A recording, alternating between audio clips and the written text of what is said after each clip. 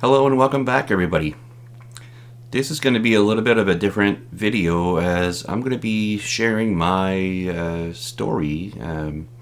Although it's going to be very spiritually based, as probably most people can guess, I'm going to still share a little bit of details on probably little things that some people might not consider very relevant, but to me they are.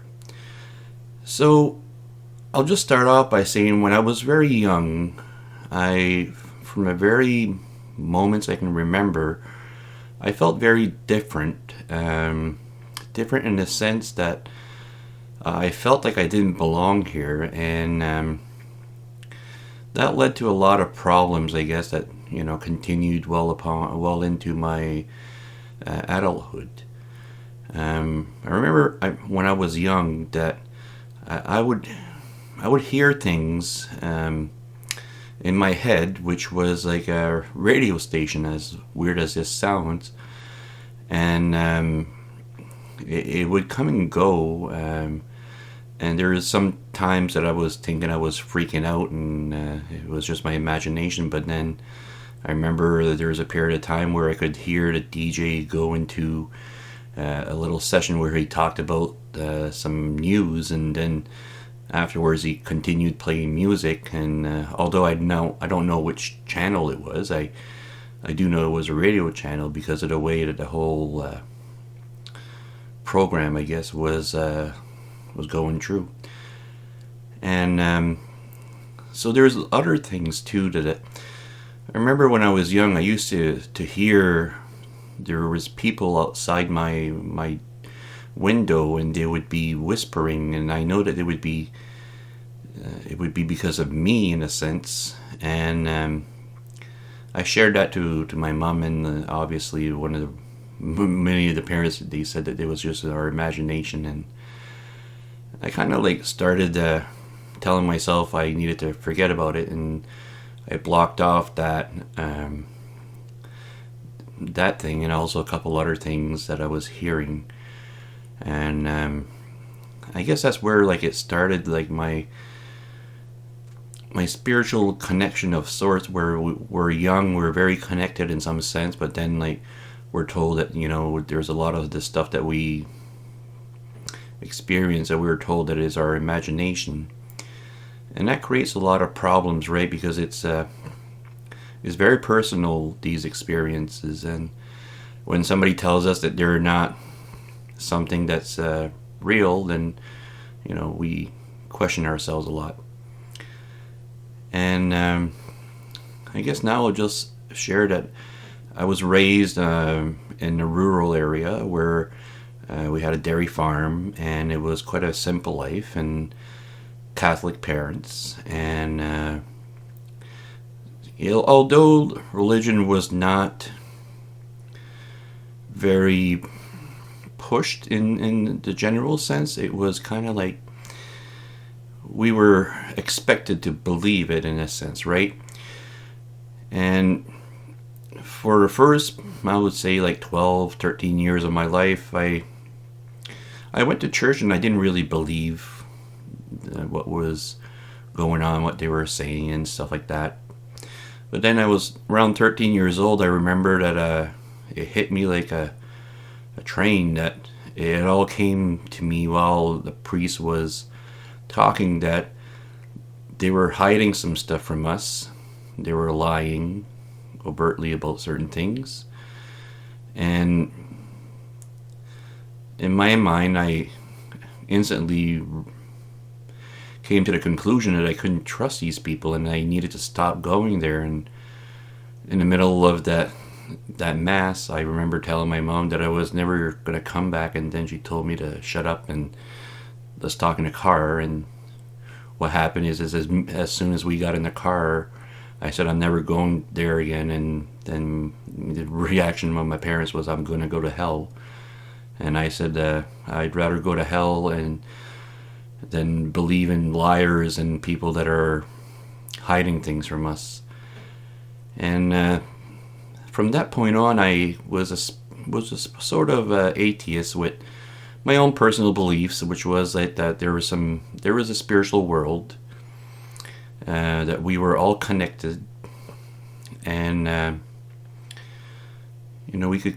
I guess telepathy was one of my beliefs. I guess at that point, I don't really recall like any other specific things that I would believe in during that time, but I did have my own beliefs, but they were very private, as I realized that the religion that I was in wasn't very open to the things that I believed in, so I didn't share it to many people. So I was a very kind kid. I was very I had a big heart, but I also was very rebellious, and got myself not in a ton of trouble, but I was a little bit of a handful, I guess. And that when I was young, I was very shy. I was very anxious. I had very serious anger issues, where I would get angry over little things, and at that point, I think it had to do with me disconnecting spiritually. That was basically, and also the general belief that even at that young age, that I believed that everything on this planet was quite crazy, and it didn't make sense to me that people live like this, right? So that led to me not really feeling that I fit in, that I felt I was very different. And, again, that contributed to me being a very private person. I was also very, very shy, especially with women, and had low self-esteem. And these things continued on for a very long time.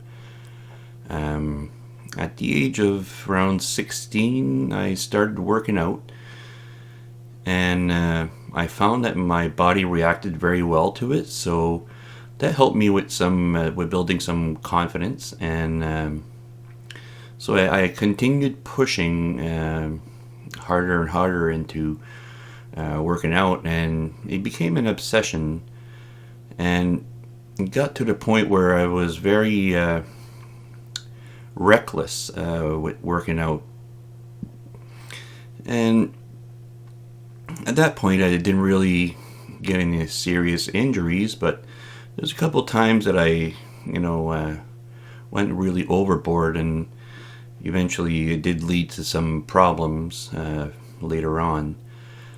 I believe I was probably in my early 20s when I started having some shoulder issues, and then I eventually had to stop working out because of it, because it was getting too dangerous to work out because of my shoulder would fail on me, and having weights on top of your head, and it was too dangerous, so I had to stop. And that led to, again, another problem with self-esteem, because I had started to rely, I guess, on working out to build my self-esteem, and then I had lost it, right? But it was still better than it was when I was young. As when I was young, I had terrible self-esteem. So then I continued on being a little bit of a rebel, and I had a sports bike, and then I eventually crashed it, and I don't even know how I survived that. All I remember is I seen white, and then woke up afterwards. A whole bunch of people around me, and then I had a big concussion, but I didn't break anything. I didn't have any serious injuries besides the concussion, and I guess I should go back here just a little bit. When I was young, I had a similar experience to seeing white, where I was behind the house here, and I was going to go slide myself on the snow, and I eventually slid down, and I landed on top of the river, and then the ice cracked around me, and I fell in the water. And again, I saw white, and the next thing I remember, I was on the side of the shore, with no idea how I got there, and had a missing boot, missing glove, and no toque. And yeah, so that was quite strange of an experience.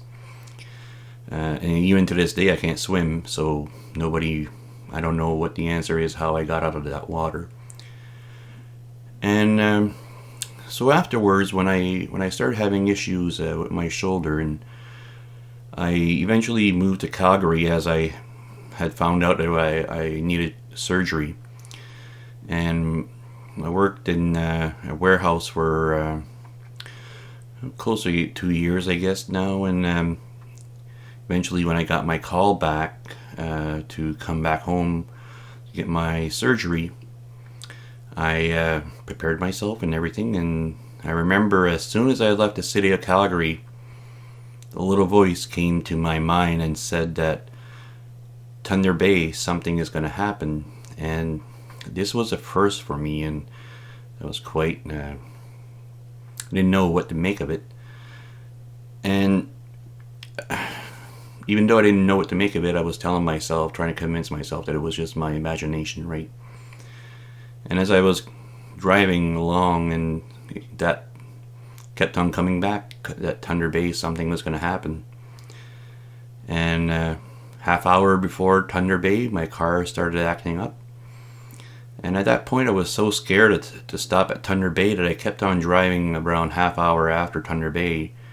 And I found a place where there was a hotel on one side of the street and the other side was a garage, so I thought it was perfect. So stopped there, and in the morning I went to the garage and explained what happened, and then they checked it out and they said I needed a new engine head and they could take care of it. But then around 2 hours after, they called and said we won't be able to fix it, and they said that the mechanic was going to go on vacation before the part was going to get there. And then that's when I said, what am I going to do now? And they said they can tow my car to Thunder Bay. And I remember when I got in the hotel, I really lost it. I started crying like a baby, and I was saying, why am I so unlucky? And then this little voice again came to me and said, because you're not doing what you're supposed to be doing. And it wasn't a condescending voice, it wasn't judgmental, it was just stating a fact. And I stopped crying immediately, and I was like, what is that? So eventually I got back home and waited for my surgery. When I got my surgery finally, it was a sort of a no returning back kind of point to me, because I had put too much of my self-identity in the fact that I was a physically strong person, and I was very much a labor-intensive guy when it came to working. And I felt that I was basically damaged goods at that point, and I was, maybe 25 or something like that. And it took around 4 years that I was in deep, deep depression. But what happened during that time was that I was starting to experience seeing the numbers 1111 all the time. And at first I ignored them, and then eventually they started coming up and showing up everywhere, until finally I started looking into it and found that it had to do with waking up spiritually. So then eventually I started looking into, other religions and some philosophy and psychology.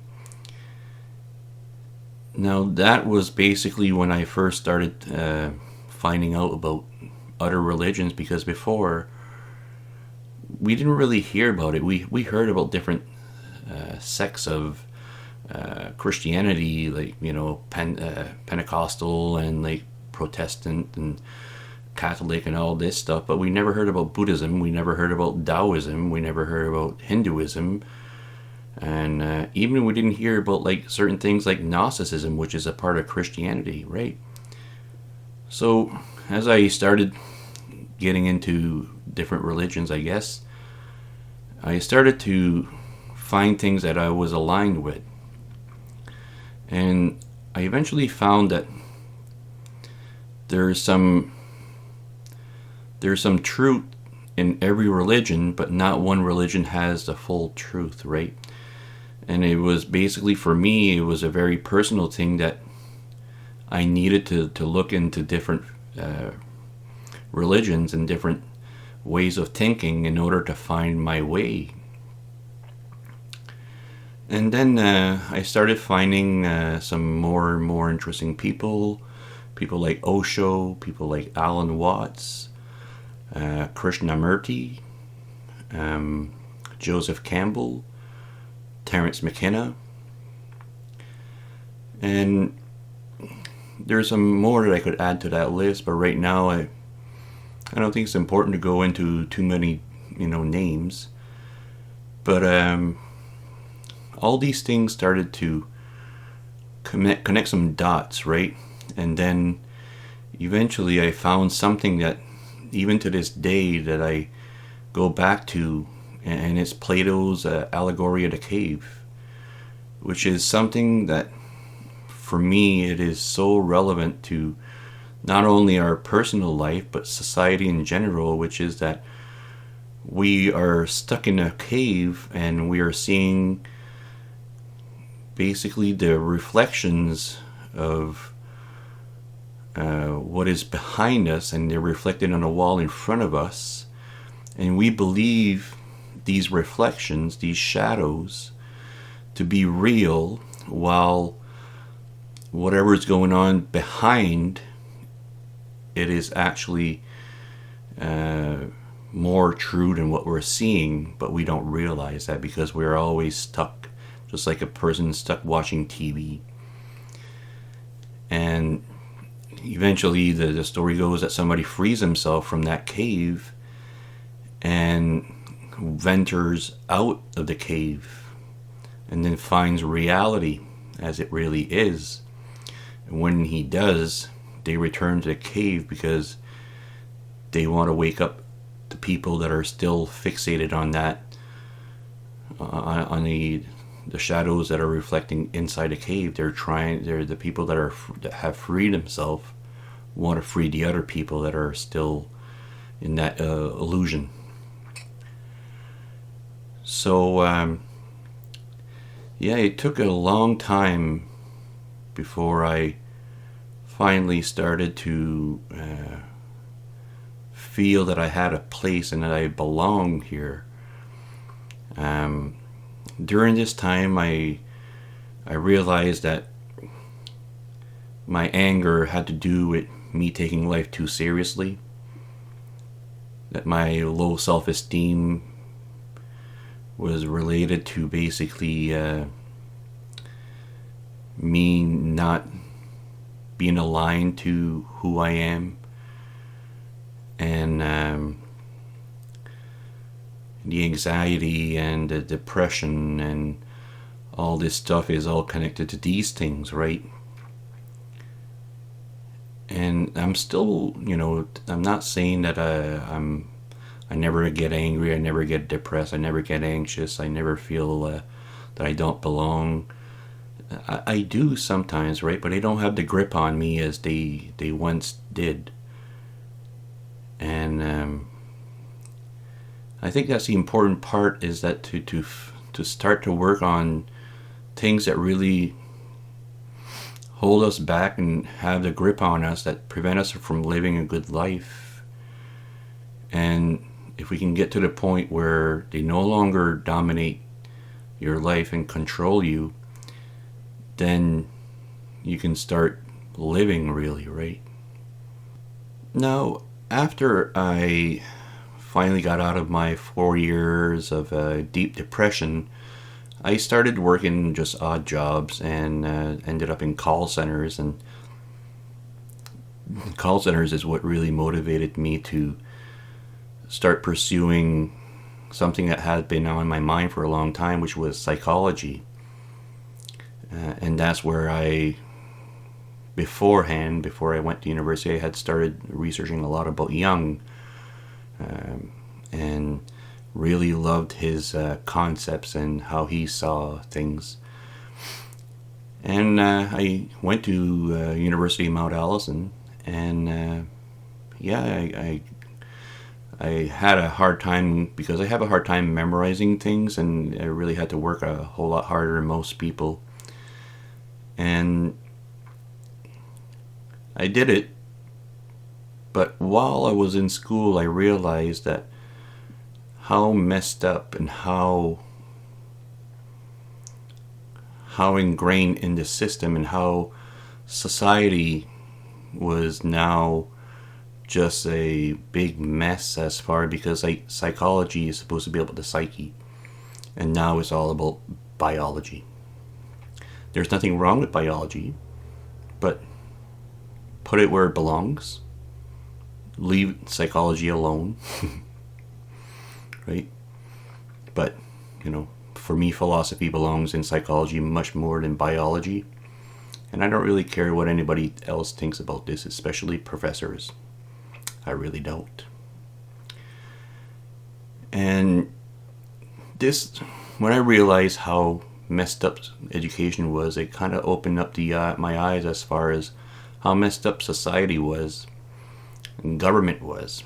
Even though I was always, skeptical and I didn't trust governments at all, this grew much more after I had experienced what I did. And I really realized that there are some people out there that are trying to control how we think. And this is what we have to deal with. Not only do we have ourselves and our own issues that we have that prevent us from being free, but we have people that are trying to control us at the same time. So and then after I graduated, I worked at a group home, and then I found out the same thing, that it was all part of the system. They didn't really care about helping people get on their feet again, and for them to be able to get independent and all this stuff. It was all basically a retirement home for people with mental issues. And that was not what I wanted to do. For a while I wanted to go for my master's, but then I started thinking about it, and I was like, there's no way I'll be able to follow what they approve as far as counseling and psychotherapy and whatnot. And I eventually would, go my own way when it comes to therapy, and because of that I would eventually lose my license because I wouldn't be following the guidelines. So I knew it was a bad idea if I would have went for my master's, even though that university really helped me expand my vocabulary and to learn various things, but you can do that all online these days without having to spend all that money. And also you can choose what you look into. The university, they choose what you look into. So here I am now, and it has been a very difficult life. I'm not saying that I've had the most difficult life of all the people that I know, but it's been very difficult to find my way and to find out what I'm here for. And now it's getting clear to me that we're here to do the great work, and which is the work on yourself, right? The connecting more with who we really are, so we can be at ease, so we can be confident, so that we can be happy, so we can live a meaningful and fulfilling life. And that's what I'm dedicating myself to now. And even though I'm not there, this is what I'm slowly working towards. I think that basically covers most of the stuff that I wanted to talk about. Maybe I missed a couple little things, and future videos I can kind of like add some things. But if there's anybody that has any questions on my whole life and everything, I'm not shy to answer even these things, right? Um, it just is to me important to express these things, and this is what one of the most important things about this channel is that I can express myself and not be scared to express myself. So that's it. That's my story. And don't forget, it's just a story. And we can change that story at any time. So instead of having all this heartbreak and all this pain, you can see it as an experience. It was a wild ride. All right. So until next time.